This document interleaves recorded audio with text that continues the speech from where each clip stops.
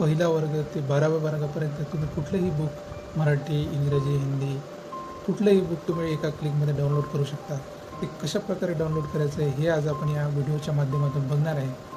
तर तुम्ही माझ्या चॅनलला जर सबस्क्राईब केलं नसेल तर सबस्क्राईब करा आणि या व्हिडिओला लाईक करा. तर आज आपण बघणार आहे की हे ई बुक कसं डाउनलोड करायचं. तर चला आजच्या व्हिडिओला सुरुवात करूया.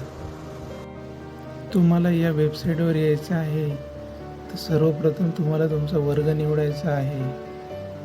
त्यानंतर तुम्हाला तुमचे मीडियम निवडायचे आहे. त्यानंतर बघायच तुमचे जेवढे विषय आहेत तेवढे सर्व विषय इथे दिसत आहे. च्या खाली तुम्हाला ऑप्शन दिसत आहे की डाउनलोड या ऑप्शनवरती क्लिक करा आणि तुमच्या आवडीचं बुक तुम्ही डाउनलोड करू शकता. आणि तुम्हाला जर या वेबसाईटची लिंक पाहिजे असेल तर कमेंट बॉक्समध्ये